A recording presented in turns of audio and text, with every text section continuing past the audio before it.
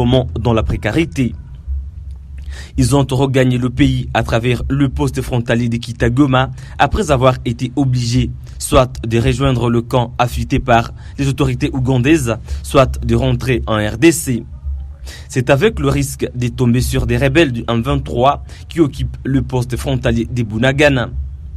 Suite aux conditions difficiles des campements à Rutshuru, d'autres familles se sont dirigées depuis le week-end dernier vers la ville de Goma, chef-lieu de la province du Nord Kivu.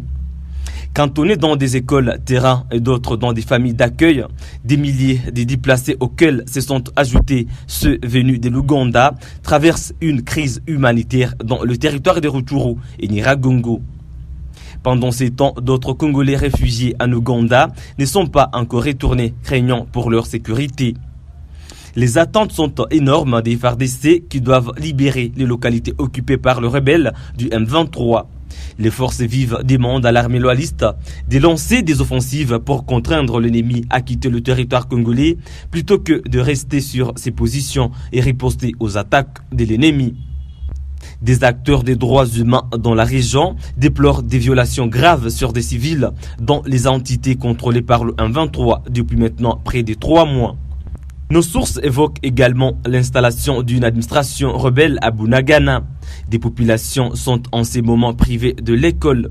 La rentrée scolaire a été perturbée en territoire de Rutshuru suite à l'abandon des zones de combat et par conséquent l'occupation des écoles par des déplacés. Certaines écoles étaient endommagées par les rebelles lors des combats. La situation des Bunagana intéresse au plus haut niveau l'opinion congolaise qui condamne une violation de l'intégrité territoriale de la RDC par le Rwanda. Les autorités congolaises s'appuient en dehors des preuves flagrantes du terrain sur le récent rapport des experts de l'ONU qui avait attesté le soutien du Rwanda au M23. Bintou Keïta, chef de la MONUSCO, a expliqué à des jeunes Congolais le rôle de la mission onusienne dans la résolution de la crise sécuritaire qui gangrène l'Est de la RDC. Ma première question est de savoir, Madame Keïta, récemment, un groupe d'experts de l'ONU a nommé le Rwanda comme pays agresseur. Par contre, la MONUSCO n'a toujours pas, jusqu'à présent, nommé le Rwanda comme pays agresseur. Êtes-vous entré en contact avec ces groupes d'experts pour travailler en collaboration, histoire de trouver des solutions idoines pour faire face à ces conflits interminables? Notre rôle, c'est de collaborer avec les experts du groupe des experts du comité des sanctions du Conseil de sécurité.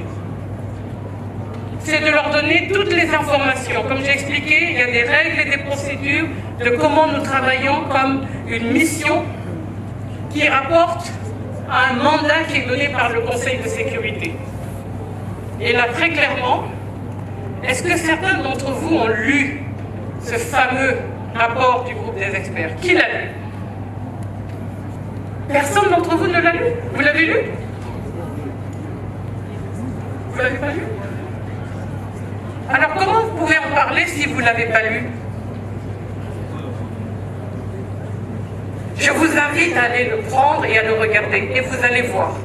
Dans les sources d'information, il y a cité nommément la MONUSCO, entre autres sources d'information.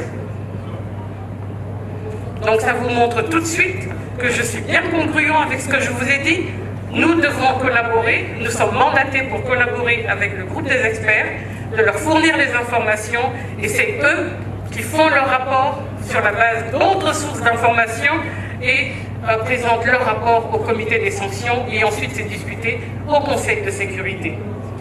Si les forces vives estiment que les FARDC n'avancent pas pour récupérer Bunagana, d'autres observateurs avérés de cette question parlent d'une lenteur dans la démarche politique et diplomatique en vue. Les terroristes de l'ADF ont signé une nouvelle incursion sanglante dans la commune rurale de Bulongo, en secteur de Rwenzori, la nuit de mercredi à ce jeudi 8 septembre 2022.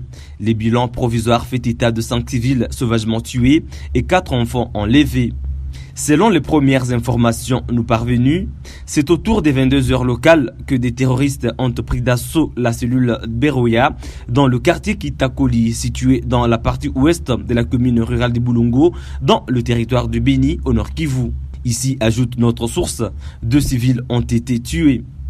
Loin de là, 3 corps sans vie des 2 civils récemment enlevés dans leur champ ont été également retrouvés le matin de ce jeudi, portant le bilan de 5 civils tués. En croire la société civile dans la région, les assaillants ont aussi emporté 4 enfants dans une destination jusqu'à présent inconnue.